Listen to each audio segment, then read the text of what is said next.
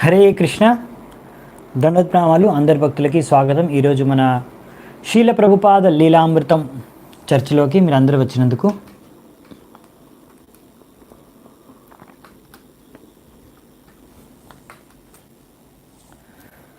So ఈరోజు మనం శీల ప్రభుపాదుల వారి లీలామృతాన్ని ఆరంభించబోతున్నాము. సో నేను ఈరోజు 2 సెషన్స్ తీసుకుంటాను. తర్వాత నెక్స్ట్ థర్డ్ సెషన్ మనం ట్యూస్డే రోజు తీసుకుందామంట. దాని తర్వాత ఎవ్రీ ట్యూస్డే ఈ సెషన్ ఉంటుంది శీల ప్రభుపాద లీలామృతంది. సో మనకి డీటెయిల్స్ అన్నీ నేను మన వాట్సాప్ గ్రూప్స్లో నేను పెడుతూ ఉంటాను రెగ్యులర్గా, లింక్స్ అవి. సో ఈరోజు మనము మొదటిది శీల ప్రభుపాదులు వారి యొక్క జననం మరియు బాల్య లీలలు వాటి గురించి చర్చించుకుందాం మొదటి సెషన్లో. అదేంటి మొదటి అధ్యాయం కూడా శీల ప్రభుపాద వారి లీలామృతం ఏదైతే పుస్తకం ఉందో అది తెలుగులో ఫుల్ వెర్షన్ అనేది అనువాదం జరగలేదు, ఇంకా ఇంగ్లీష్లోనే ఉంది. సో నేను దాని ఆధారంగానే ఈ చర్చ అనేది జరుపుతున్నాను. ఇది ఈరోజు ఫస్ట్ సెషన్ అనేది యాక్చువల్లీ ఫస్ట్ చాప్టర్, మొదటి అధ్యాయం, లీలామృతంలో మొదటి పుస్తకంలోని మొదటి అధ్యాయం అన్నమాట. సో మన ఆచార్యులు ఇస్కాన్ ఫౌండర్ ఆచార్య శీల ప్రభుపాదుల వారి యొక్క జీవిత చరిత్ర మనము ఈ లీలామృతం ద్వారా తెలుసుకోవడానికి, చర్చించుకోవడానికి ప్రయత్నిద్దామంట. సో మనము స్టార్ట్ చేస్తున్నాము. సో శీల ప్రభుపాదుల వారు మీకు తెలుసు అనుకుంటాను, ఆయన జన్మించింది బర్త్ ప్లేస్ కోల్కతా, కలకత్తా అనొచ్చు, కోల్కతా అనొచ్చు. సో జన్మాష్టమి ఇది 1896వ సంవత్సరం జన్మాష్టమి రోజు తర్వాత రోజు జననం అనేది జరుగుతుంది. సో ఇక్కడ నుంచి మనము బాల్యలీలలు ప్రభుపాదుల వారి యొక్క 16 ఏట వరకు చర్చించుకుందాం. 16 ఏళ్ళు వయస్సు వచ్చే వరకు ఫస్ట్ చర్చించుకుందాం ఈరోజు ఫస్ట్ సెషన్లో. సో మనం ప్రారంభించే కన్నా ముందు మంగళాచరణ చేసుకుందాం. అలాగే ప్రభుపాదుల వారికి ప్రణామ మంత్రాలు కూడా అర్పించుకొని తర్వాత మొదలు పెడదామంట. ఓం అజ్ఞానతిమిరాంధస్య జ్ఞానాంజనాశలాకయా చక్షోరన్మిళితం యేన తస్మై శ్రీగురవే నమః. శ్రీచైతన్యమనోభీష్టం స్థాపితం యేన భూతలే స్వయం రూపః కదా మह्यं దదాతి స్వపదాంతికం. వందేహం శ్రీగురూన్ శ్రీయుతాపదకమలం శ్రీగురూన్ వైష్ణవాంశ్చ శ్రీరూపం సాగ్రజాతం సహగణ రఘునాథాన్వితాం తం సజీవం సాద్వైతం సావధూతం పరిజనసహితం కృష్ణచైతన్యదేవం శ్రీరాధా కృష్ణపాదాన్ సహగణ లలితా శ్రీవిశాఖాన్వితాంశ్చ. నమో ఓం విష్ణుపాదాయ కృష్ణప్రేష్టాయ భూతలే శ్రీమతే భక్తివేదాంత స్వామినితి నామినే. నమస్తే సారస్వతే దేవే గౌరవాణి ప్రచారిణే నిర్విశేష శూన్యవాది పాశ్చాత్యదేశతారిణే. నమో మహావదన్యాయ కృష్ణ ప్రేమ ప్రదాయతే కృష్ణాయ కృష్ణ చైతన్య నామినే గౌరత్విషే నమః. హే కృష్ణ కరుణా సింధో దీనబంధో జగత్పతే గోపేశ గోపికా కాంత రాధాకాంత నమోస్తుతే. తప్త కాంచన గౌరాంగీ రాధే వృందావనేశ్వరి వృషభానుసుతే దేవి ప్రణమామి హరిప్రియే. నీలాచల నివాసాయ నిత్యాయ పరమాత్మనే బలభద్ర సుభద్రాభ్యాం జగన్నాథాయ తే నమః. వాంఛాకల్పతరుభ్యశ్చ కృపా సింధుభ్య ఏవ చ పతితానాం పావనేభ్యో వైష్ణవేభ్యో నమో నమః. జయ శ్రీకృష్ణ చైతన్య ప్రభు నిత్యానంద శ్రీ అద్వైత గదాధర శ్రీవాసాది గౌరభక్తవృంద. హరే కృష్ణ కృష్ణ కృష్ణ హరే హరే హరే రామ రామ రామ హరే హరే. హరే కృష్ణ. సో శీల ప్రభుపాదుల వారు భగవంతుడు యొక్క శుద్ధ భక్తులు. ఈ యొక్క కృష్ణ భావనామృత ఆందోళనాన్ని విశ్వవ్యాప్తంగా ప్రచారం చేసిన మహాభక్తులు, సేనాపతి భక్తులు చైతన్య మహాప్రభు ఈ యొక్క హరే కృష్ణ ఆందోళనంలో. సో ఆయన గురించి తెలుసుకోవడం అనేది మనకు అది చాలా సౌభాగ్యకరమైన విషయం మరియు చాలా ఆవశ్యకం, ఇంపార్టెంట్ విషయం. ఎందుకంటే శీల ప్రభుపాదుల వారి జీవన చరిత్ర అంటే అది శుద్ధ భక్తుల యొక్క చరిత్ర. సో మనం ఎలాగైతే భాగవతం చర్చించుకుంటామో మనం తెలుసుకున్నాము. ఒకటి బుక్ భాగవతం అని ఉంటుంది, ఒకటి డివోటీ భాగవతం, అంటే పుస్తక రూపంలో ఉంటుంది భాగవతం. అదే ఆ భగవతాన్ని, ఆ భాగవత తత్వాల్ని మనం సరిగ్గా అర్థం చేసుకుంటాం ఒక శుద్ధ భక్తుల యొక్క జీవన చరిత్ర ద్వారా కూడా. వారు ఆ భాగవతాన్ని వాళ్ళ జీవితంలో ఎలా జీవించారో కూడా మనం తెలుసుకోవచ్చు. సో ఇలా శిల ప్రభుపాద వారి యొక్క జీవన చరిత్ర ద్వారా ఎన్నో విషయాలు మనం నేర్చుకుంటాము. ఇంకా ఆయన యొక్క గొప్పతనం కూడా మనం అర్థం చేసుకుంటాము అని ఆశిస్తున్నాను. సో శిల ప్రభుపాద వారి జననం, ఆయన కలకత్తా శహరం అంటే కలకత్తా ఒక నగరంలో ఆయన జన్మించారు. సో అది జన్మాష్టమి అంటే శ్రీకృష్ణ జన్మాష్టమి మరుసటి రోజు నందోత్సవం అంటారు. నందోత్సవం అంటే ఆ రోజు నందమహారాజు శ్రీకృష్ణుడు జన్మించిన కారణంగా ఆయన ఎంతో పెద్దగా ఉత్సవం జరుపుకుంటారు. ఆ రోజు అందరూ ఆ ఉత్సవంలో పాల్గొంటారు, పెద్దగా ఆ యొక్క వేడుకను జరుపుకుంటారు అందరూ మొత్తం భారతదేశంలో. అటువంటి రోజు అనమాట నందోత్సవం. అదే రోజు శీల ప్రభుపాదులు వారు కూడా జన్మించారు. సెప్టెంబర్ 1వ తేదీ 1896వ సంవత్సరం. శీల ప్రభుపాదుల వారి యొక్క మాత, ఆమె పేరు రజని, అలాగే ఆయన తండ్రి పేరు గౌర్ మోహన్ దే. సో మనకు తెలిసిన విధంగా సో డెలివరీకి వాళ్ళ అమ్మ కూడా రజని వాళ్ళ పుట్టింటికి వెళ్ళింది. వాళ్ళ పుట్టిల్లు వచ్చేసి కోల్కతాలోనే టాలీగంజ్ అనే ఒక స్థలంలో ఉంది. ఈరోజు కూడా ఆ స్థలం ఉంది. ఈరోజు మనం చర్చించుకునే అన్ని స్థలాలు ఇప్పుడు కూడా అలాగే ఉన్నాయి కలకత్తాలో. మీరు ఎప్పుడైనా భవిష్యత్తులో వచ్చినప్పుడు ఇక్కడికి తప్పకుండా దర్శించుకోవాలి. మీకు ఏమైనా అందులో సహాయం కావాలంటే కూడా నన్ను సంప్రదించవచ్చు. సో ఈ టాలీగంజ్ ఇక్కడ వాళ్ళ అమ్మ వాళ్ళు అంటే పుట్టిల్లు అనమాట. సో వాళ్ళ అమ్మ వాళ్ళ ఇంటికి వెళ్ళిందనమాట శిల ప్రభుపాదుల వారి మాత రజని. సో అక్కడే ఆమె ప్రసవించింది. సో వాళ్ళ టాలీగంజ్లో ఒక చిన్న ఇల్లు ఉంది. అది గంగా నది ఒడ్డున దానికి దగ్గరలోనే ఉంటుంది, కొన్ని కిలోమీటర్ల దగ్గరలోనే. సో అలాంటి గంగా నదికి ఒడ్డుకి కొద్ది కిలోమీటర్ల దగ్గరలోనే ఒక జాక్ ఫ్రూట్ అంటే ఫనస చెట్టు, ఆ ఫనస చెట్టు కింద ఆ 2 రూమ్లో ఒక చిన్న ఇల్లు ఉండేది. ఆ ఇంట్లోనే ప్రభుపాదుల వారు జన్మించారనమాట. ఇప్పుడు ఆ స్థలము మన ఇస్కాన్ యొక్క ఆధీనంలోనే ఉంది. సో మనము ఎప్పుడైనా వెళ్ళి ఆ స్థలంలో ఆ ఫనస చెట్టు ఈరోజు కూడా మీరు దాన్ని దర్శించుకోవచ్చు. అలాగే ఆ 2 రూమ్లు అవి అలాగే ఉన్నాయన్నమాట, అలాగే ఉంచాము. సో మనం ఎప్పుడైనా వెళ్ళి అక్కడ దర్శించుకోవచ్చు అనమాట కలకత్తాలో. అది శిల ప్రభుపాదుల వారి యొక్క జన్మస్థలం, కరెక్ట్ స్పాట్. సో శిల ప్రభుపాదుల వారు జన్మించారు ఆ రోజు.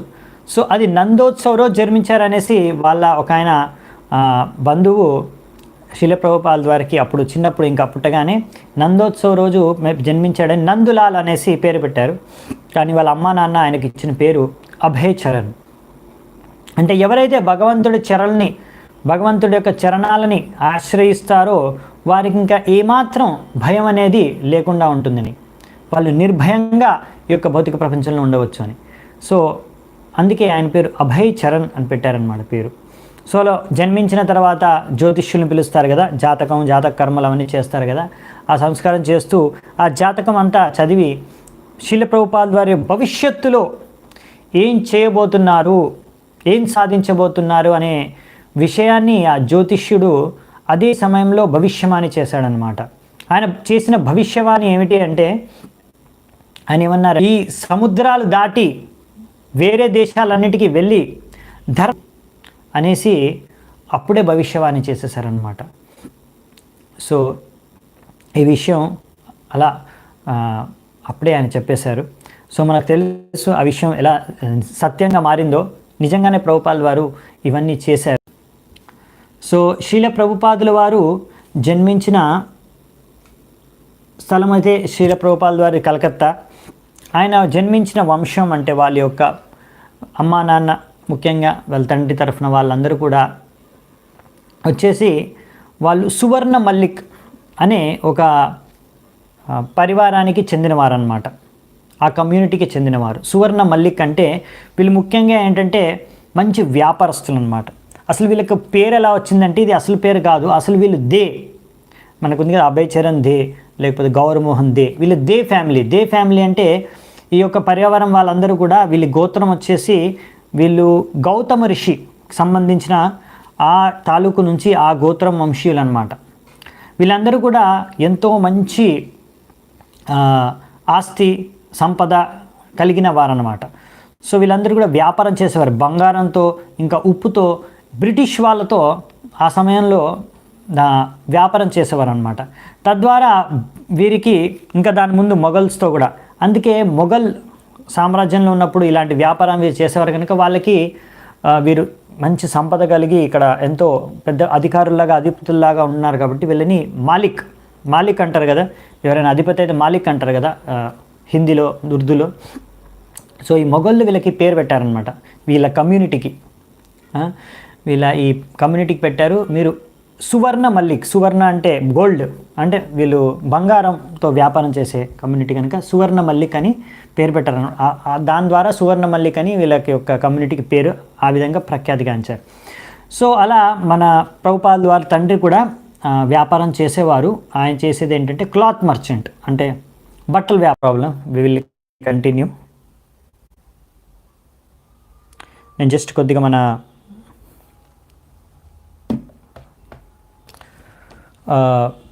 డోర్ తెరుస్తాను, సో దట్ కొద్దిగా వెళ్తూ రావచ్చు. ఓ కరెంట్ వచ్చేసింది. Okay, Krishna's mercy. సో మనం కంటిన్యూ చేద్దామంట. సో ఈ విధంగా వీళ్ళందరూ కూడా, ముఖ్యంగా ఈ సువర్ణ మల్లిక్ పరివారం చెందిన వాళ్ళందరూ కూడా భగవంతుడిని, రాధా గోవిందుని ఎంతో బాగా పూజేవారు అనమాట. వీళ్ళందరూ కలిసి వాళ్ళ కమ్యూనిటీ అందరూ ఉండే స్థలం ఒక దగ్గర అనమాట. నాకు అక్కడ ఇప్పుడు కూడా ఉంది, ఎంజీ రోడ్ అంటారు ఇప్పుడు, మహాత్మా గాంధీ రోడ్ అని. ఆ టైంలో హ్యారిసన్ రోడ్ అనేవారు, 151 హ్యారిసన్ రోడ్ అని. సో ఆ రోడ్ ఇప్పుడు కూడా ఉంది. అక్కడ ఉన్న వాళ్ళందరూ ఆ సమయంలో పరివారానికి చెందిన కమ్యూనిటీకి చెందిన సువర్ణ మల్లిక్ అనే కమ్యూనిటీకి చెందిన వాళ్ళు ఉండేవాళ్ళు. అందరూ కూడా అక్కడ కలిసి ఒక మందిరాన్ని కూడా స్థాపించారన్నమాట. ఎన్నో ఏళ్ళ పురాతనమైన మందిరం ఉంది, రాధా గోవింద మందిరం. ఈరోజు కూడా మీరు ఆ మందిరాన్ని వెళ్ళి దర్శించుకోవచ్చు. రాధా గోవింద డీటీస్ విగ్రహాలు ఉన్నాయి అక్కడ. సో ఈ రాధా గోవింద మందిరాన్ని అందరూ కలిసి ఎంతో బాగా చూసుకునేవారు అనమాట. ఆ మందిరంలో కావాల్సిన అన్ని సదుపాయాల గురించి, భగవంతుడి యొక్క ఆరాధన పూజ బాగా జరగడం గురించి అందరూ వచ్చి పాల్గొనేవారు. ఆరతి, పూజ అన్నిట్లో కార్యక్రమాల్లో. సో అలాగే ప్రభుపాదులు వారు కూడా చిన్నప్పటి నుంచి, చిన్న వయస్సు నుంచి వాళ్ళ పరివారంతో, వాళ్ళ నాన్నతో పాటు, లేకపోతే వాళ్ళ చెల్లితోనో, లేకపోతే ఎవరో ఒకరితోని ఆయన ప్రతిరోజు వెళ్ళి తప్పకుండా భగవంతుడిని దర్శించుకునేవారు. సో అది ఇప్పుడు ప్రభుపాదులు వారు ఉండేది ఆ యొక్క కాలనీలోనే ఇప్పుడు కూడా ఉంది. అది గోవింద భవన్ అంటారు ఈరోజు దాన్ని, ఆ బిల్డింగ్ని. సో ఆ బిల్డింగ్లో వాళ్ళు ఉండేవారు అనమాట ప్రభుపాదులు వారు. అంటే ప్రభుపాదులు వారు నాన్న ఉన్నది ఇక్కడ హ్యారిసన్ రోడ్, ఇప్పుడు మహాత్మా గాంధీ రోడ్ దగ్గర అనమాట. అంటే టాలీగంజ్లో వాళ్ళ అమ్మమ్మ వాళ్ళు, లేకపోతే వాళ్ళ పుట్టిల్లు అనమాట, వాళ్ళ మమ్మీ వాళ్ళ పుట్టిల్లు అనమాట. అక్కడ వాళ్ళ అమ్మ వాళ్ళ పుట్టిల్లు అక్కడ ఉంటుంది టాలీగంజ్లో. సో వీళ్ళ నాన్న వీళ్ళు మామూలుగా పెరిగింది ప్రభుపాదులు వారి చిన్న వయసులో అంతా ఇక్కడే హ్యారిసన్ రోడ్, అప్పట్లో ఇప్పుడు ఎంజీ రోడ్ అని. సో అక్కడ అంటే అది ఆల్మోస్ట్ మీరు ప్రభుపాదులు వారి ఇల్లు చూస్తే ఇప్పుడు బిల్డింగ్, దానికి జస్ట్ రోడ్ క్రాస్ చేసి కొద్దిగా 2 అడుగులు, ఒక 4 అడుగులు వేస్తే మనకి రాధా గోవింద మందిరం అనేది ఉంటుందన్నమాట, కనిపిస్తుంది. సో ఈరోజు కూడా ఆ బిల్డింగ్ ఉంది అలాగే. సో ఇవన్నీ ప్లేసెస్ కూడా మీరు దర్శించుకోవచ్చు. సో ఈ రాధా గోవింద మందిరంలో ప్రభుపాదులు వారు ప్రతిరోజు నిత్యం అక్కడ వెళ్ళేవారు. చిన్నప్పటి నుంచి అక్కడ వెళ్ళి దర్శించుకునేవారు.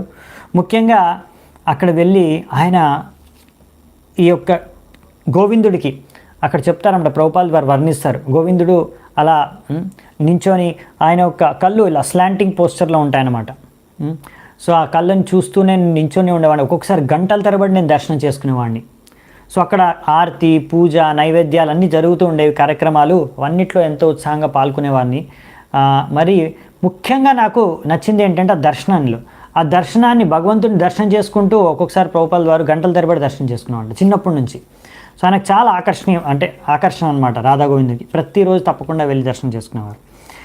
సో అలా చిన్నగా ఉన్న సమయం నుంచి ఆయనకి కృష్ణుడి పైన ఆకర్షణ అనేది స్వాభావికంగా ఉందన్నమాట.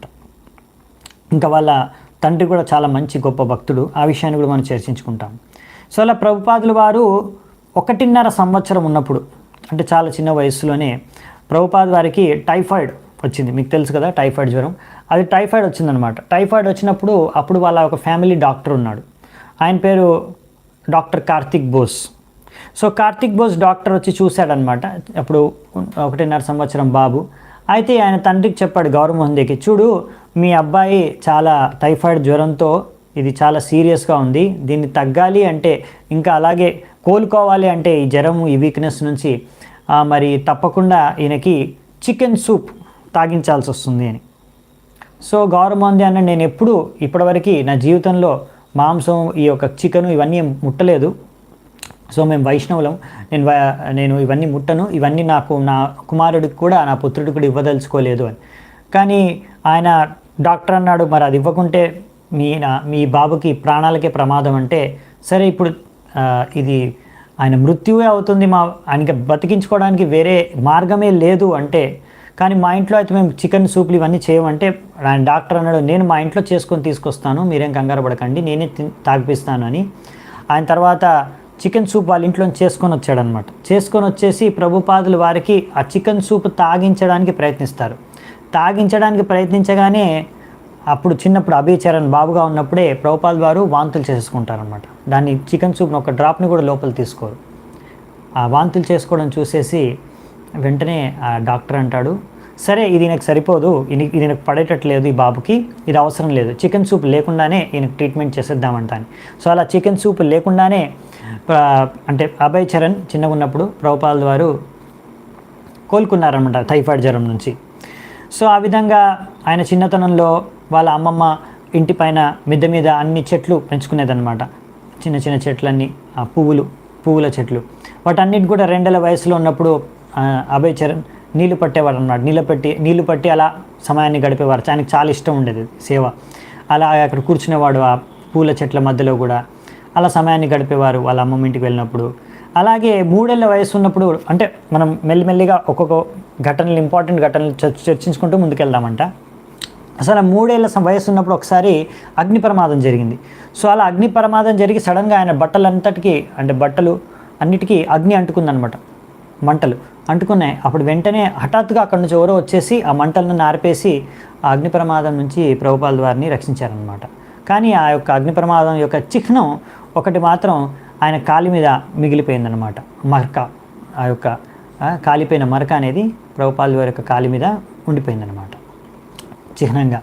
సో దాని తర్వాత అలా ఒక్కొక్క ఘటన చూసుకుందామంట. ఇంకొకటి ముఖ్యమైన ఘటన జరిగింది ఏంటంటే 4 ఏళ్ల వయస్సు ఉన్నప్పుడు ప్రభుపాదుల వారు 4 ఏళ్ల వయస్సు ఉన్నప్పుడు కలకత్తా నగరంలో ప్లేగ్ వ్యాధి వ్యాపించిందనమాట. ఈ ప్లేగ్ వ్యాధి వ్యాపించినప్పుడు అందరూ ఎంతోమంది బాధపడుతూ కొంతమంది చనిపోయారు, చాలామంది కలకత్తా నగరాన్ని వదిలి కూడా వెళ్ళిపోతున్నారు. అలాంటి ఘటనలు జరిగాయి. ఆ సమయంలో ప్రభుపాదుల వారు అన్నారు, చిన్నప్పుడు నాకు గుర్తుందన్నమాట, అప్పుడు ఒక బాబాజీ ఎవరో ఈ హరే కృష్ణ మహామంత్రం యొక్క సంకీర్తనాన్ని ఆరంభించారనమాట, అందరినీ పాల్గొనమంటూ. సో అప్పుడు ఆ సంకీర్తనలో కొంతమంది పాల్గొన్నారు, హిందువులు ముస్లింలు కూడా పాల్గొన్నారు ఆ యొక్క సంకీర్తనలో. ఆ బాబాజీ సంకీర్తన చేసుకుంటూ వీళ్ళింటికి కూడా వచ్చారనమాట, వీళ్ళింటి ముందటికి కూడా వచ్చారు. అప్పుడు ప్రభుపాదుల వారు నాన్న గౌరవమంది ఆయన్ని స్వాగతం పలికాడు. అలాగే ఆయన ఇంకా అప్పుడు చిన్నప్పుడు ప్రభుపాదుల వారు చాలా చిన్నగా ఉన్నప్పుడు 4 సంవత్సరాలు మాత్రమే, ఆయన కూడా అప్పుడులో సంకీర్తనలో హరే కృష్ణ మహామంత్ర సంకీర్తనంలో పాల్గొన్నారనమాట. అలా కొన్ని రోజుల తర్వాత ఆ సంకీర్తనం అయిన తర్వాత కొంత సమయం తర్వాతే ఈ ప్లేగ్ అనే వ్యాధి తగ్గిపోయిందనమాట. సో ఈ విధంగా ఎన్నో ఘటనలు జరిగాయి చిన్నప్పుడు. ఇంకా ప్రభుపాదుల వారు తన తండ్రి తన తల్లి గురించి కూడా వర్ణిస్తారనమాట. సో మనకి ఇవన్నీ ప్రభుపాద లీలామృతం రచించింది శిల ప్రభుపాదుల వారి యొక్క శిష్యుడు, చాలా ముఖ్యమైన శిష్యుడు. మొదటి నుంచి ప్రభుపాదుల వారు ప్రచారం చేసిన మొదటి నుంచి అమెరికాలో ఆయన శిష్యుడయ్యి ఇప్పుడు కూడా ఉన్నారు. ఆయన పేరు సత్స్వరూప్ దాస్ గోస్వామి మహారాజ్. సో సత్స్వరూప్ మహారాజ్ అనమాట. సో సత్స్వరూప్ మహారాజు ఇది రచించారనమాట ప్రభుపాద లీలామృతంని. సో తద్వారా మనకి ప్రభుపాదుల వారి గురించి తెలుసుకోగలుగుతున్నాం మనం. సో ఆయన రచించిన విషయాలే మనం చర్చించుకుంటున్నాము. సో అలా ప్రభుపాదుల వారి తండ్రి పేరు గౌర్ మోహంది అని చెప్పాం కదా. సో ఆయన బట్టల వ్యాపారం చేసుకునేవాడు. సో ఆయన షాప్కి వెళ్ళేవాడు. ఆయన చాలా కోమలమైన హృదయం కలిగిన వాడు, ఇంకా చాలా సున్నితమైన మనస్తత్వం, ఇంకా చాలా మంచి భక్తుడు అనమాట.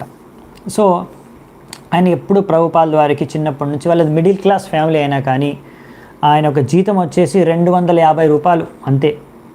అంటే జీతం అంటే అంత సంపాదించేవారు ఆయన, 250 రూపాయలు. సో అయినా కానీ వాళ్ళకి ప్రభుపాదుల వారు అంటారు, మాకు ఎప్పుడు ఏ లోటు లేకుండా మమ్మల్ని చూసుకునేవారు.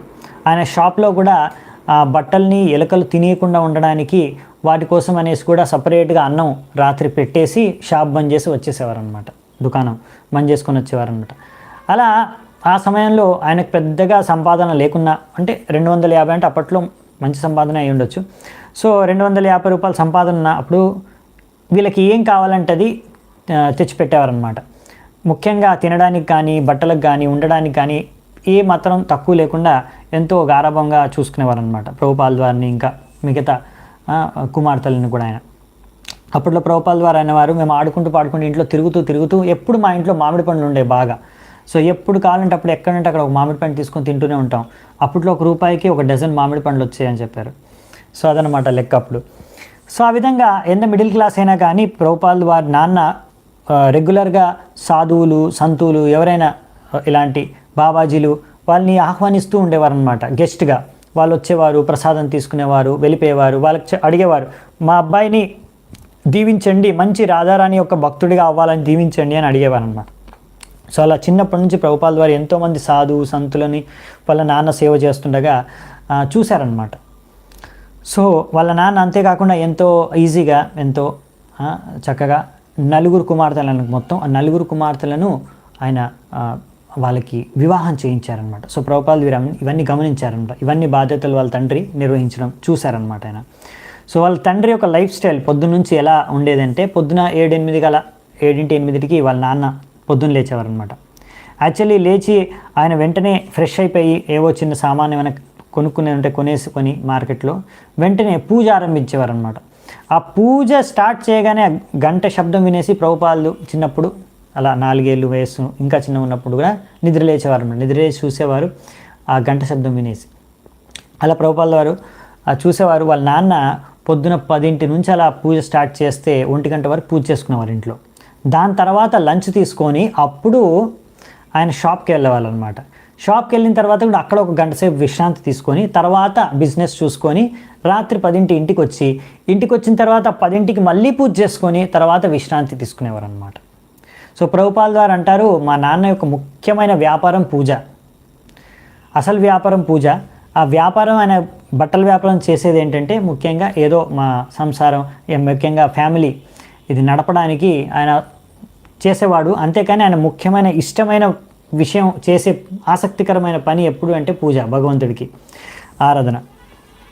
సో ఆ విధంగా ఇది గౌర్ మోహన్ దే అనమాట. ఆయన యొక్క ఇచ్చ ఏంటంటే ప్రభుపాల్ వారిని ఎలాగైనా అతను మంచి భక్తుడు అవ్వాలి, రాధారాణి యొక్క భక్తుడు, కృష్ణుడి యొక్క భక్తుడు అవ్వాలి అని, ఇంకా మంచి మృదంగం నేర్చుకోవాలనేసి చిన్నప్పుడే ఒక టీచర్ని పెట్టేశారనమాట మృదంగం నేర్పించడానికి. ఇంకా అంతేకాకుండా శ్రీమద్ భాగవతం యొక్క ప్రచారం చేయడానికి ఒక మంచి ప్రవక్తగా, ప్రచారకుడిగా మారాలి నా కొడుకు, అదనమాట ఆయన ఆశయం. వాళ్ళ కొడుకుకి ఎలా అయినా సరే మంచి భక్తుడిగా అవ్వాలి, మృదంగం నేర్చుకోవాలి, మృదంగం వాయించి భజనలు పాడాలి, అలాగే భాగవతాన్ని ప్రచారం చేయాలి అని. సో అందుకని ఒకసారి అదే మృదంగం టీచర్ని కూడా తీసుకొచ్చేవారు. ఆ మృదంగం టీచర్ నేర్పించేవాడు. అప్పుడు ప్రభుపాల్ వారు ఎంత చిన్నగా ఉండేవాడంటే ఇంకా ఆయన 2 చేతులు 2 వైపులు కూడా ఫుల్గా మృదంగం వరకు వెళ్ళేవి కాదనమాట. అలా ఒక చేతి నుంచి ఒక సైడు, ఇంకో చేతి నుంచి ఇంకో సైడ్ వాయించుకుంటూ చిన్నప్పటి నుంచే ప్రభుపాలు ఆ మృదంగం నేర్చుకుంటుంటే అది చూసి ఎంతో ఆనందించేవారనమాట గౌరమోహన్ దే. కానీ వాళ్ళ అమ్మ, ఆమెకేమి ఇష్టం అంటే ప్రభుపాదుల వారు అంటే అభయ్ చరణ్, మా బాబు పెద్దగా అయిన తర్వాత పెద్ద బ్రిటిష్ లాయర్ అవ్వాలి అని. కానీ అంటే బ్యారిస్టర్ చదివేసి లండన్కి వెళ్ళి బ్యారిస్టర్ చదివి పెద్ద బ్యారిస్టర్ అవ్వాలి, చదివేసి లాయర్ అవ్వాలి, బ్రిటిష్ లాయర్ అనేసి ఆమె ఇష్టం అనమాట. అది ఆమె కోరిక, ఆమె కళ. కానీ గౌరవ్ మోహన్ దే అక్కడ నచ్చేది కాదు అది. వాళ్ళ ఇంకొక బంధువులు కూడా అనేవారు, అరే చాలా మంచి ఆలోచన, లండన్కి పంపించేస్తే ఆయన బ్యారిస్టర్ చదువుతాడు, పెద్దగా మంచి లాయర్ అవుతాడని.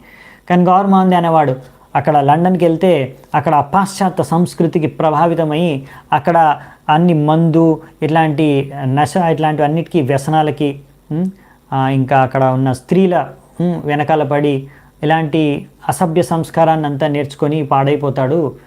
అందుకనే అక్కడికి వెళ్ళాల్సిన అవసరం లేదు, పెద్ద సంపాదన చేయాల్సిన అవసరం లేదు, ఆయన డబ్బులేం నాకు అవసరం లేదు, నాకు ఈ ప్రభుపాల్ వారు నా కొడుకు మంచి భక్తుడైతే చాలు అని అనుకునేవారు అనమాట. ఈ లండన్ వెళ్ళాల్సిన అవసరం లేదు, ఎందుకంటే మన సంస్కృతి, మనం నేర్పించిన సంస్కృతి అంతా వదిలేయచ్చు ప్రభుపాల్ వారు అని అనుకునేవారు అనమాట. సో అందుకనే ఆయనకు ముఖ్యమైనది ఏంటంటే ఆయన మంచి భక్తుడు కావాలనేసి. కానీ ఆమె అనుకునేది ఏంటి, చిన్నప్పటి నుంచి మృదంగం నేర్పించడం అవసరమా పిల్లలకి అని. అలా కొంచెం ఇద్దరిలో కొంచెం అభిప్రాయ భేదాలు ఉండేవన్నమాట. ఎందుకంటే అది చూశారు ప్రభుపాదుల వారు, కానీ అయినా కానీ వాళ్ళు ఎప్పుడు కొట్లాడుకోవడం దెబ్బలాడుకోవడం అనేది పెద్దగా ఏం జరగలేదు. మా అమ్మ నాన్న ఇద్దరు ఎంతో బాగా కలిసి జీవించేవారు అని. ఇంకా ప్రభుపాదుల వారు ఎంతో గారాభంగా పెంచేవారు అనమాట. చిన్నప్పుడు ఆయనకి ఎన్నో పేర్లు ఉండే ప్రభుపాదుల వారికి. మోతి అని, నందులాల్ అని, నందు అని, కొచ్చ అని, ఇంకా కచౌరి ముఖి అని వాళ్ళ గ్రాండ్ మదర్ కూడా పేరు పెట్టిందనమాట. ఎందుకంటే ఎప్పుడు ఆయన కచోరీలు తినేవాడు అనమాట. ప్రభుపాదుల వారికి కచోరీ అంటే చాలా ఇష్టం, ఫేవరెట్. మీకు తెలుసు అనుకుంటా కచోరీ అంటే. సో కచోరీ ఆయన ఎప్పుడు పాకెట్లలో అంటే మన జేబులో కచోరీలు పెట్టుకొని ఎప్పుడు తింటూ ఉండేవాడు అనమాట. సో అందుకే ఆయన ఎప్పుడు చూసినా కచోరీ తింటున్నట్టు కనిపించేవాడు. అందుకే కచోరీ ముఖి అని అనేవారు అనమాట. సో ఆయన కిందికి వెళ్ళి కూడా ఎక్కడైనా సరే ఎవరైనా కచోరీ చేస్తూ ఉంటారు కదా, వాళ్ళ దగ్గర నుంచి కచోరీలు తీసుకునేవాడు, కొనుక్కునేవాడు, లేకపోతే వాళ్ళు ఇచ్చేవారు. లేదా వేరే వాళ్ళ ఇంట్లో ఎక్కడైనా జరిగిన కచోరీలు తీసేసుకునేవాడు. ఇంట్లో వాళ్ళ అమ్మ కూడా ఎప్పుడు కచోరీలు రెగ్యులర్గా చేసి పెట్టేదన్నమాట. సో వాళ్ళ ఎంతో గారాభంగా చూసుకునేవారు. గౌరమోహన్ దే అందుకే ఎప్పుడు కచోరీలు కావాలన్నా ప్రభుపాదుకి చేపించేసేవారనమాట. ఆయనకి ఏం కావాలంటే అది తినడానికి ఏం అడిగితే అది, కచోరీ ఎప్పుడు అడిగితే అప్పుడు చేసి పెట్టాలన్నమాట. సో ఒకసారి రాత్రిపూట ఆయనకి కచోరీ కావాలంటే వాళ్ళ అమ్మ కచోరీలు ఏం లేదు పడుకో అనేసి ఆయన అలాగే పడుకోబెట్టేసింది అనమాట. సో గౌరమోహన్ దేకి తెలిసింది, ఏమైంది ఈరోజు అంత డల్గా ఉన్నాడు, ఏమైందంటే ఆయన కచోరీ కావాలన్నాడు, నేనే ఇప్పుడు రాత్రి అయిపోయింది ఇప్పుడు వద్దని పడుకోబెట్టేశానంటే, అలా కాదు ఆయన కచోరీ కావాలంటే మనం తినిపించాలి అంతే అనేసి ప్రభుపాదుల వారు లేపి అప్పుడు పూరి కచోరీ గౌరమోహన్ దేవ్ స్వయంగా చేసి ప్రభుపాదుల వారికి తినిపించారనమాట. సో అలా ఎంతో ప్రేమను వ్యక్తం చేసేవారనమాట. వాళ్ళ నాన్న అలా ఒకసారి 6 రూపాయలు పెట్టి ప్రభుపాదుల కోసం అనేసి ఇంపోర్టెడ్ అంటే బయట దేశం నుంచి షూస్ తెప్పించారనమాట. అలాగే ప్రతి సంవత్సరం వాళ్ళ ఒక ఫ్రెండ్ కాశ్మీర్కి వెళ్ళి వస్తూ ఉంటారు. సో ఆ కాశ్మీర్ నుంచి ఒక కాశ్మీర్ షాల్, మంచి డిజైన్ గల కాశ్మీర్ షాల్ తెప్పించేవారనమాట. అలా ప్రభుపాదుల వారికి ఏది కావాలంటే అది, అన్ని సదుపాయాలు, అన్ని వస్త్రాలు, అన్ని వస్తువులు తెప్పిస్తూ ఉండేవారు అనమాట. ఒకసారి మార్కెట్ వెళ్ళినప్పుడు ప్రభుపాదుల వారు అక్కడ చూశారు మార్కెట్లో షాపులో ఒక గన్ను కనిపించింది. అంటే ఆడుకునే గన్, ఆట గన్, టాయ్ గన్. ఆ గన్ను చూసి ప్రభుపాదుల వారు నాకు ఆ గన్ను కావాలి అన్నారు. సో ఆ గన్ను కావాలి అనగానే వాళ్ళ నాన్న సరే అనేసి ఒక గన్ను కొనిపించారు. ప్రభుపాదుల వారు గన్నుతో బాగా ఆడుకుంటూ నాకు మళ్ళీ ఇంకొక గన్ను కావాలంటాడు.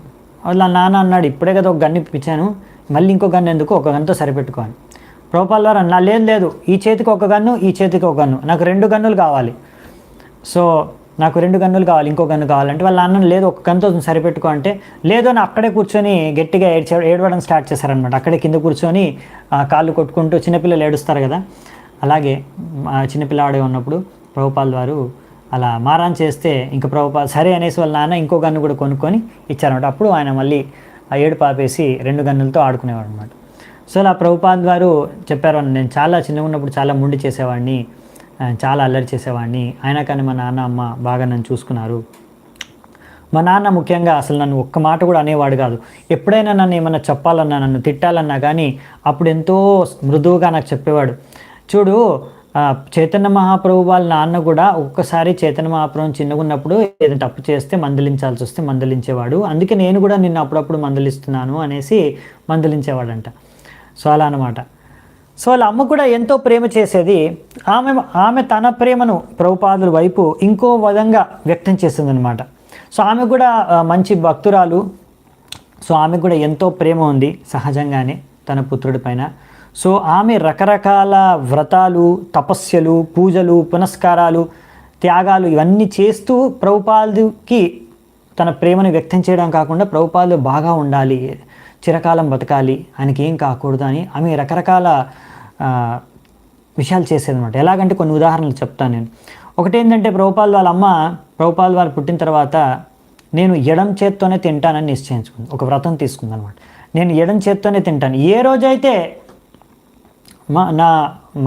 నా కొడుకు నన్ను అడుగుతాడో, అమ్మ నువ్వు ఎడం చేత్తో ఎందుకు తింటున్నావు, కుడి చేత్తో తినాలి కదా అని, ఆ రోజు వరకు నేను ఎడం చేత్తోనే తింటానని ఆమె అది వ్రతం తీసుకుందనమాట.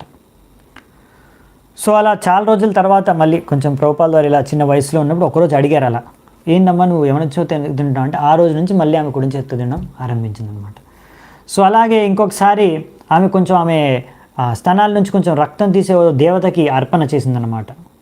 ప్రభుపాల్ వారు బాగా ఉండాలనేసి, ఆయన బాగా జీవించాలి, ఆయనకి ఏం కాకూడదు అని. అలాగే ప్రభుపాల్ వారు ఎక్కడైనా వెళ్ళినా కానీ ఆమె అలా నోట్తో అలా ఉమ్ము కొంచెం తీసి తలకాయ మీద పెట్టేదనమాట. ప్రభుపాల్ వారు నాకు ఇవి ఆమె చేసేవి నాకు అర్థమయ్యేవి కావు, కానీ నాకు తెలుసు ఆమె నా మంచి కోసం అనేసి, నా బాగో కోసం అని ఏవో చేస్తూ ఉంటుంది అలా. ఒకసారి నా కాలికి ఐరన్ ఇనుపది ఒక బ్యాంగిల్ కడియం లాంటిది తొడిగించిందనమాట, ఆయనకి ఏమి ఉండకూడదని. కానీ ప్రభుపాదకి అది నచ్చలేదన్నమాట. ఆడుకునేటప్పుడు చాలా ఇబ్బందికరంగా ఉండేది. సో వాళ్ళ పిల్లలందరూ కూడా, ఫ్రెండ్స్ అందరూ కూడా ఆట పెట్టించేవారు. అయితే ప్రభుపాల్ వారు ఒకరోజు వచ్చేసి ఈ ఐరన్ బ్యాంగిల్ ఉంది కదా, ఈ ఇనుపము ఇదొకటి నా కాళ్ళకి కట్టేసావు, ఒక కాలికి కట్టేశారు, ఇది తీసేసేయి, నాకు అవసరం లేదని. ప్రభుపాల్ వారు ఇప్పుడు కాదు తర్వాత అంటే ప్రభుపాల్ వారు మారం చేశారన్నమాట. అలా ఎన్నో లీలలు చెప్పారు. ఒకసారి ఏం జరిగింది అంటే ప్రభుపాల్ వారు పుచ్చకాయ తింటూ బుచ్చపండు తింటూ ఆ బుచ్చపండులో ఉన్న ఒక విత్తనాన్ని మింగేశారనమాట. అది మింగేస్తే వాళ్ళ ఫ్రెండ్స్ చూసి, అయ్యో నువ్వు బుచ్చకాయ యొక్క విత్తనాన్ని మింగేసావా, ఇప్పుడు విత్తనం లోపలికి వెళ్ళిపోయింది కదా, ఇప్పుడు నీ కడుపులోకి వెళ్ళిపోతే ఆ కడుపులోంచి ఒక పెద్ద బుచ్చకాయ తయారవుతుంది, బుచ్చపండు వస్తుంది అంటే ఆ ప్రభుపాద చాలా భయపడిపోయాడు అనమాట. నా కడుపులో ఇప్పుడు బుచ్చపండు పెరుగుతుందా అని. వెంటనే వాళ్ళ అమ్మ దగ్గరికి వెళ్ళి చెప్తే వాళ్ళ అమ్మ అన్నది, నేను ఒక మంత్రం వేస్తాను, నీకు ఇంకా బుచ్చకాయ ఏమి పెరగదు, నీకేం కాదు అనేసి అలా చెప్పిందనమాట. సో అప్పుడు ప్రభుపాద ఓకే ఇంకేం కాదు నాకు అనుకున్నాను. ఒకసారి ప్రభుపాద వారు చిన్న ఉన్నప్పుడు మీకు తెలుసు కదా, మనకి ఫస్ట్ ఒక పళ్ళు వస్తాయి, బేబీ టీత్ కానీ మిల్కీ టీత్ అంటారు. తర్వాత అవి విరిగిపోతాయి, ఆ పళ్ళు వెళ్ళిపోతాయి. సో అలా ఒక పళ్ళు ఊడిపోయిందనమాట చిన్న ఉన్నప్పుడు, ఆ బేబీ టీత్ ఒకటి ఊడిపోయింది. అది ఊడిపోతే ప్రభుపాదకి అర్థం కాలేదు ఏం చేయాలో అనేది. అది వెంటనే వెళ్ళి వాళ్ళ అమ్మని అడిగితే వాళ్ళ అమ్మ నువ్వేం కంగారు పడకు, ఇది దిండు కింద పెట్టేసి నేను మంత్రం వేస్తానులే, నువ్వు పడుకో ఏం కాదు అని చెప్పిందనమాట. సో తర్వాత పడుకొని పొద్దున్న లేచి చూస్తే ఆ దిండు కింద కొన్ని డబ్బులు కనిపించాయి అనమాట. సో వాళ్ళ అమ్మకి ఇచ్చాడనమాట, ఈ డబ్బులు నీ దగ్గర పెట్టుకో, నాకు అవసరం ఉన్నప్పుడు అడుగుతానని. దాని తర్వాత ఎప్పుడో ఒకసారి గొడవ చేరినప్పుడు నా డబ్బులు నాకు ఇచ్చేసి నేను వెళ్ళిపోతాను అని కూడా అలా మారం చేసేవారనమాట. సో ప్రభుపాల్ వారికి ఆడడం అంటే చాలా ఇష్టం. సో స్కూల్కి వెళ్ళను అని బాగా మారం చేసేవాడు అనమాట. స్కూల్కి వెళ్ళాలంటే స్కూల్కి ఎందుకు నేను వెళ్ళను, నేను రోజంతా ఆడుకుంటాను అనేవాడు. సో అందుకనే స్కూల్కి ఎలాగైనా ఒకరోజు వాళ్ళ నాన్నకు చెప్తే, చూడు ఈ స్కూల్ వెళ్ళట్లేదంటే వెంటనే ప్రభుపాల్ వారు రేపటి నుంచి వెళ్తానులే అనేవాడు అనమాట. సో అప్పుడు గౌరవం అనేవారు, సరే రేపటి నుంచి వెళ్తాడంట కదా, పర్వాలేదు ఈరోజు వదిలేసే రేపటి నుంచి వెళ్తాడులే. అలా వాళ్ళ తండ్రి ఇంకా కొడుకులు అలా మేనేజ్ చేసేవారు అనమాట. మళ్ళీ పొద్దున నెక్స్ట్ డే వచ్చినప్పుడు పొద్దున మళ్ళీ లేవగానే కడుపు నొప్పి ఏదో ఒకటి, నాకు ఒంట్లో బాగాలేదు అని చెప్పేవాడు అనమాట ప్రభుపాల్. అలా ఏదో ఒకటి చేసి స్కూలు పోవడానికి చాలా ఇది విరక్తి అంటే ఇష్టం చూపించేవాడు కాదనమాట. పిల్లలు చాలామంది ఎలాగైతే స్కూల్కి పోవడానికి ఇష్టపడరో అలాగే.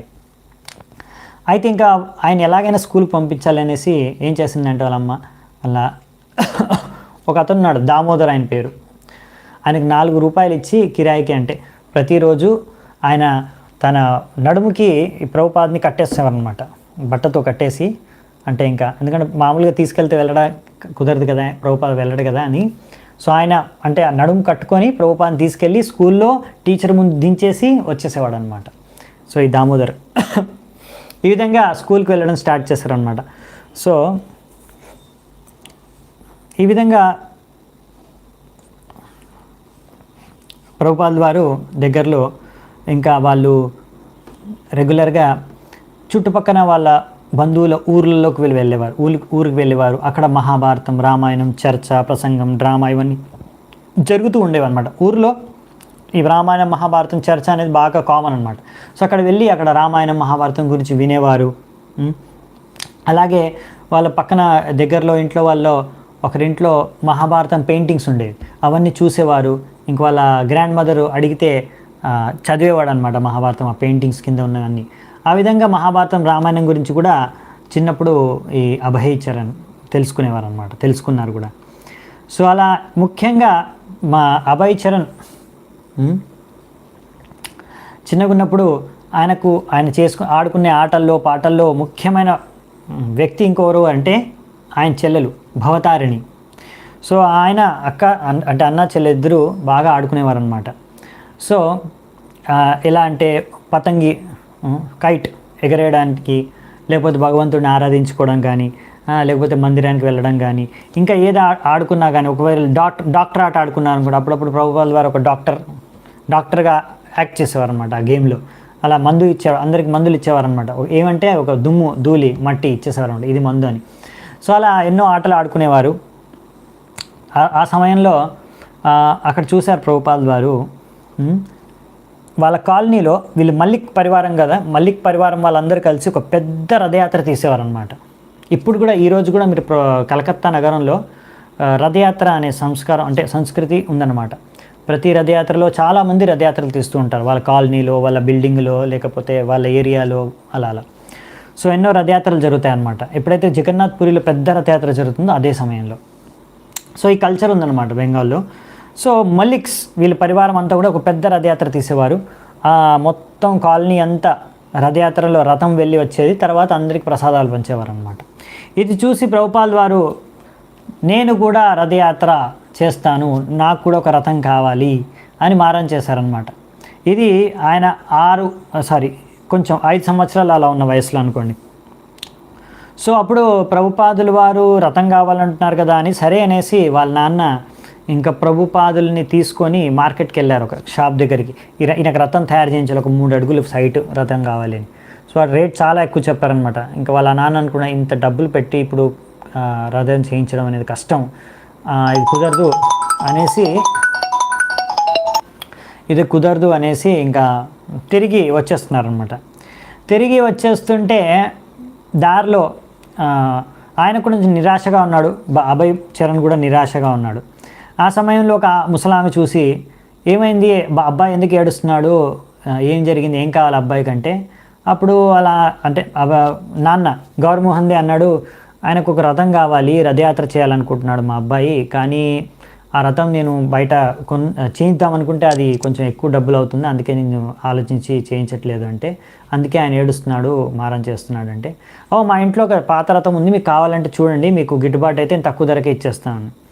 సరే అనేసి వెంటనే వెళ్ళి చూస్తారు, ఆ రథము చూస్తారు, పర్వాలేదు దీన్ని కొద్దిగా మరమ్మతులు చేసుకుంటే మనకు పనికి వస్తుంది అనేసి వాళ్ళు డబ్బులు ఇచ్చేసి ఆమె దగ్గర నుంచి ఆ రథాన్ని తీసుకుంటాను. 3 అడుగుల హైట్ ఉంటుందని, సరిపోయేంత మనకి ప్రభుపాదుల వారు కరెక్ట్ సరిపోయి అనుకున్నంత హైట్ దొరికిందనేసి వాళ్ళు మరమ్మత్తు చేసుకొని ప్రభుపాదుల వారి నాన్న ప్రభుపాదుల వారు స్వయంగా ఆ రథాన్ని మొత్తం పెయింటింగ్ చేసి, ఎలా పూరిలో రథయాత్ర జరుగుతుందో, రథం ఎలా ఉంటుందో అలాగే సృష్టించి, ముందట గుర్రం కూడా పెట్టి, అంటే చిన్న చెక్క గుర్రం, బొమ్మ గుర్రం అలా పెట్టి, జగన్నాథ్ బలదేవ్ సుభద్రన రథంలో కూర్చోబెట్టి కరెక్ట్గా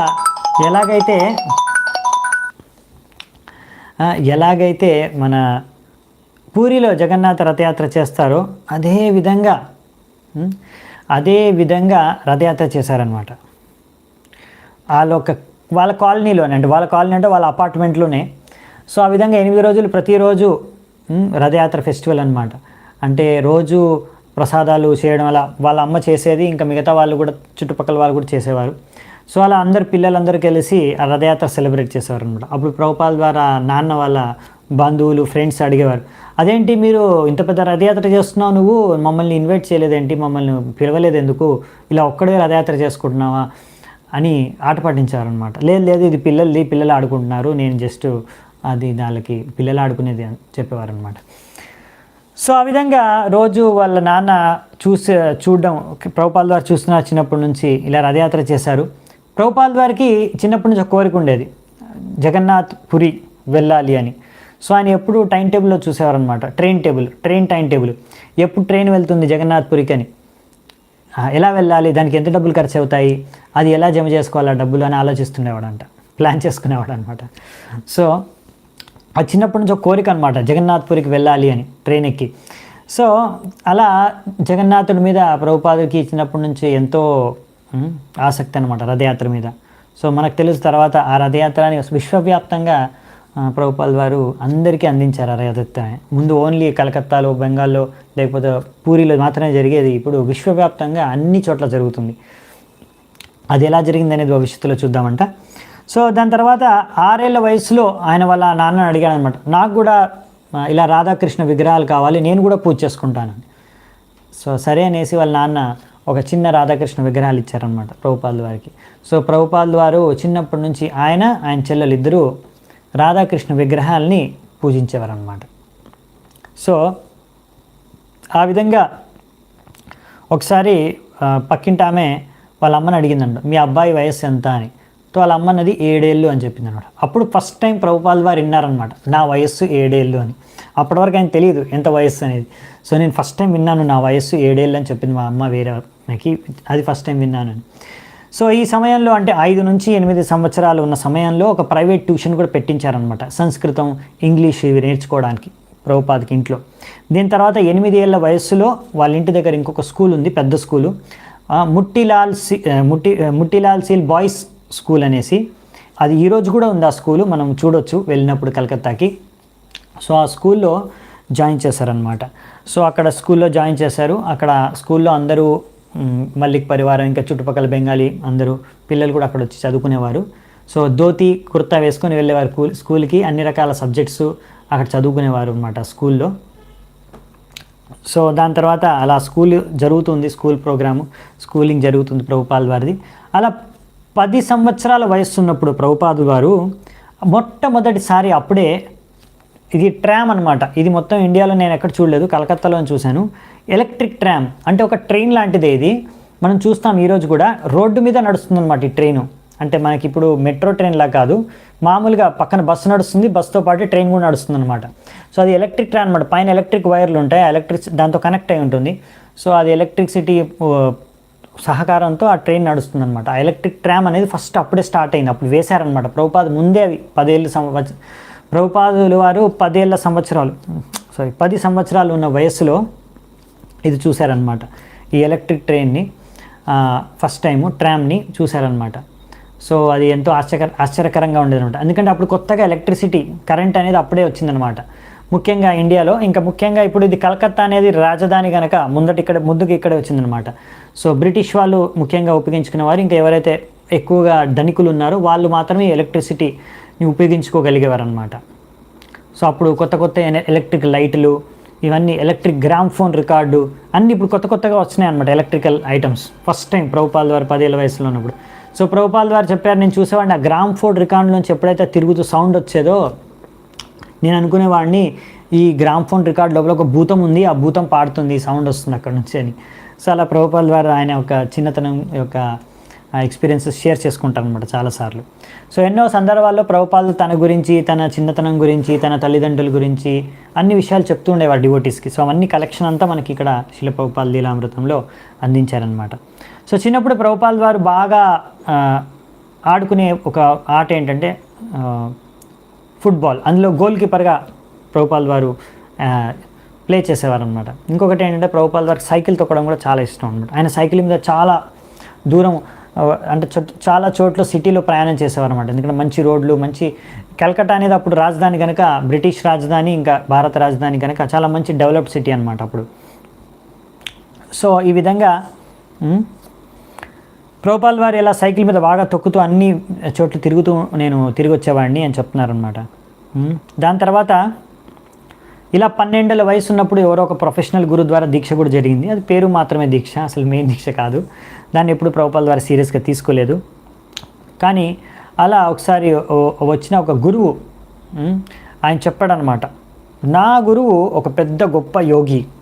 ఎంత గొప్ప యోగి అంటే నేను ఎప్పుడైతే ఆయన దగ్గర దీక్ష తీసుకున్నానో ఆ గురువు నాకు అన్నాడు, నీకు ఏం కావాలి అని. అప్పుడు నేను అన్నాను, ఆఫ్ఘనిస్తాన్ యొక్క పోమోగ్రానైట్స్ కావాలి అని. పోమోగ్రానైట్స్ దానిమ్మ పండ్లు కదా. సో ఆఫ్ఘనిస్తాన్ యొక్క దానిమ్మ పండ్లు కావాలని. అప్పుడు ఆయన అన్నాడు, ఆ పక్క రూమ్లోకి వెళ్ళు, అక్కడ లభిస్తాయని. అప్పుడు నేను పక్క రూమ్లోకి వెళ్ళగానే అక్కడ చూశాను, ఆఫ్ఘనిస్తాన్ నుంచి ఒక చెట్టు కొమ్మ మొత్తం దానిమ్మ కాయలతో ఉంది అని. అంత గొప్ప యోగి నా యొక్క గురువు అని చెప్పుకునేవాడు అనమాట. అలా ఇంకో యోగి ఒకసారి వచ్చాడనమాట వాళ్ళ ఇంటికి. ఆ యోగి ఏమన్నాడంటే, నేను ఒకసారి మా గురువుని ఇలా స్పర్శించడంతో మా గురువు నన్ను ద్వారకా నగరానికి తీసుకెళ్ళిపోయాడు. అలా ఒక విషయం చెప్పాడు. అలా ఒక్కొక్కరు యోగులు ఎన్నో రకరకాల ఒక యోగిని సర్కస్లో కూడా ఎన్నో రకాల మ్యాజిక్లు ఇవన్నీ చేయడం చూశారన్నమాట ప్రభుపాదుల వారు. సో ఎంతోమంది యోగులను ఇలాంటి బాబాజీల్ని చాలామంది చూశారు మ్యాజిక్ల్ని. కానీ ప్రభుపాదుల వారు ఎప్పుడూ వీటి చేత ప్రభావితం అవ్వలేదు. ఆయనకు ముఖ్యంగా ఆకర్షణీయమైంది ఏంటంటే రాధాకృష్ణ యొక్క ఆరాధన. సో ఆయనకి ఇచ్చిన చిన్న విగ్రహాలని ఆయన రోజు ఆరాధించుకునేవాడు, రోజు నైవేద్యం పెట్టేవాడు, రోజు దీపం పెట్టేవాడు, ఆరతి ఇచ్చేవాడు. ఎలాగైతే వాళ్ళ నాన్న చేసేవాడు, మందిరంలో చూసేవాడు, అలాగే ఇమిటేట్ చేసేవారు అనమాట ప్రభుపాల్ వారు. సో ఆ విధంగా ప్రభుపాల్ వారు పెరిగారు. ఆయన ఎప్పుడైతే 13 సంవత్సరాల వయస్సుకు వచ్చారో, మామూలుగా వాళ్ళు ఉన్న లొకాలిటీలో హిందువులు ఉండేవారు, ముస్లింలు ఉండేవారు, ఇద్దరు కలిసే ఉండేవారు, మంచి సంబంధం ఉండేది.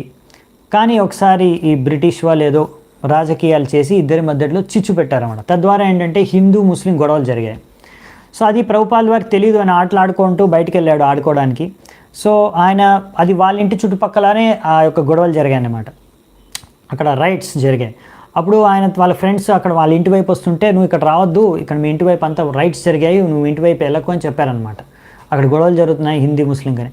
ప్రభుపాల్ వారికి అర్థం కాలేదు, ఎప్పుడో చిన్న చిన్న గొడవలేమో అనుకొని వెళ్ళాడు. అక్కడ వెళ్ళగానే నిజంగానే అక్కడ అంత పెద్ద గొడవలు జరుగుతున్నాయి. అప్పుడు ఆయన చూశాడు, అక్కడ ఒక ముస్లిం అతను చాకు తీసుకొని ప్రభుపాద్ని చంపుదామనేసి ఆయన ఉరుక్కుంటూ వచ్చాడు. అప్పుడు ప్రభుపాద్ గట్టిగా పరిగెట్టాడు అనమాట. అప్పటికి ఇంట్లో వాళ్ళందరూ బెంగతో ఉన్నారన్నమాట, వాళ్ళ అమ్మ నాన్న. ఇప్పుడు మా అబ్బాయి ఏమో ఇక్కడ లేడు, బయట ఆడుకోవడానికి వెళ్ళాడు, బయటేమో గొడవలు జరుగుతున్నాయి, ఏమైనా అవుతుందో ఏమో అని. సో ప్రభుపాల్ బాగా ఉడుక్కుంటూ చాలా స్పీడ్గా వాళ్ళ ఇంటి దగ్గరకు వచ్చేసి వాళ్ళ ఇంట్లో దూరేసి బెడ్రూమ్లోకి వెళ్ళేసి పడుకున్నాడు అనమాట. సో అలా తప్పించుకొని వచ్చేసాడు. వాళ్ళ ఇంట్లో వాళ్ళు కూడా అబ్బాయి తిరిగి వచ్చేసాడని వాళ్ళు ఇంకా శాంతం అయిపోయారనమాట. బెంగ అనేది వెళ్ళిపోయిందనమాట. సో ఈ విధంగా దాని తర్వాత ఇలా ఎన్నో ఘటనలు జరుగుతున్నాయి అనమాట. తర్వాత ప్రభుపాల్ వారు అందిన తర్వాత ఇంకా నిద్ర లేచిన తర్వాత అడిగాను, వాళ్ళు వెళ్ళిపోయారా, ఇంకా రైట్స్ అది గొడవలు తగ్గిపోయా లేవని. సో అలా మళ్ళీ 15 సంవత్సరాలు ఉన్న వయస్సులో ఒక విటమిన్ డెఫిషియన్సీ, ఒక విటమిన్ లోపం వలన ఒక చిన్న వ్యాధికి సోకిందనమాట, బెర్రీ అని. సో అప్పుడు ఆయన యొక్క కాళ్ళు అన్నీ కూడా బాగా పొంగిపోయాయి అనమాట. సో అప్పుడు వాళ్ళమ్మ ఈ కాల్షియం క్లోరైడ్ అదొక మందు, అది పెట్టి మసాజ్ చేసి ఆ యొక్క మళ్ళీ కాళ్ళని మామూలుగా చేసేస్తుంది అనమాట, ఆ రోగం నయం చేస్తుంది అనమాట. వాళ్ళ అమ్మకు కూడా అలాగే జరిగింది. సో ప్రభుపాల్ వారు చెప్పారనమాట. ఇంకా దాని తర్వాత 16వ ఏట ఏం జరిగిందంటే హఠాత్తుగా వాళ్ళమ్మ మరణించింది. వాళ్ళమ్మ అంటే రజనీ మరణించిందంట. ఆ రజనీ మాత ఆమె 30 సంవత్సరాలు ఉన్నప్పుడు ప్రభుపాదుని కన్నిందనమాట, జన్మనిచ్చింది. సో ఇప్పుడు ఆమెకి 46 సంవత్సరాలు. సో 46 సంవత్సరాలు ఉన్నప్పుడే ప్రభుపాద్ వాళ్ళ అమ్మ హఠాత్తుగా ఆమె మరణించిందనమాట. సో దాంతో ప్రభుపాద్ వారు మొత్తం ఆయన అక్క చెల్లెళ్ళందరూ, నాన్న అందరూ దుఃఖంలో మునిగారు ఎక్కువసేపు. ప్రభుపాద్ వారు కూడా ఎంతో దుఃఖంలో మునిగిపోయారు. సో దాని తర్వాత వాళ్ళ నాన్న చెప్పారన్నమాట ప్రభుపాద్ వారికి ఆ సమయంలో, చూడు ఇప్పుడు ప్రభుపాద్ వారు ఆల్రెడీ 16 ఏళ్ళ వయస్సు, అంటే ఇప్పుడు యవ్వన దశకు వస్తున్నారు, యవ్వన వయస్సుకు వస్తున్నారు యువతకి. సో ఈ సమయంలో ప్రభుపాద్ వారు అన్నారనమాట, ఇప్పుడు మీ అమ్మ లేదు అని బాధపడకు, ఎందుకంటే ఆత్మ శాశ్వతం, శరీరం అశాశ్వతం. సో ఆ ఆత్మకి ఏం కాదు. సో మీ అమ్మ కూడా శాశ్వతం, ఆత్మ అనేది శాశ్వతం. సో భగవంతుడి ఇచ్ఛానుసారంగా ఏది జరగాలో అదే జరుగుతుంది. సో భగవంతుడి పైన శ్రద్ధతో నమ్మకం పెట్టుకొని మనము ముందుకెళ్ళాలి జీవితంలో అనేసి ఇంకా ఆయనకు ఒక భరోసాని, ఒక ఓదార్పుని వాళ్ళ నాన్న ఇచ్చారనమాట. సో ఆ విధంగా ఇప్పుడు ఇక్కడి నుంచి ఇంకా ప్రభుపాద్ వారి అమ్మ ఉండదు ఆయన జీవితంలో, వాళ్ళ నాన్నతో పాటే ఆయన మిగతా జీవితాన్ని ముందుకు సాగిస్తాడనమాట. సో దీని తర్వాత ప్రభుపాద్ వారు కాలేజ్కి వెళ్ళడం కానీ, తర్వాత వివాహం జరగడం కానీ, దాని తర్వాత అప్పుడు ఏమేమి పరిస్థితులు ఏమేమి జరిగాయి అక్కడ విషయాలు అవన్నీ కూడా మనము నెక్స్ట్ క్లాసు, అది నెక్స్ట్ 1 గంట తర్వాతే, అంటే 7 o'clockకి ప్రభుపాద్ వారి నెక్స్ట్ లైఫ్ గురించి మనం చర్చించుకుందాము. అప్పటి వరకు సెలవు, గంట సేపు సెలవు. హరే కృష్ణ, దండప్రణామాలు మీ అందరికీ. Thank you so much.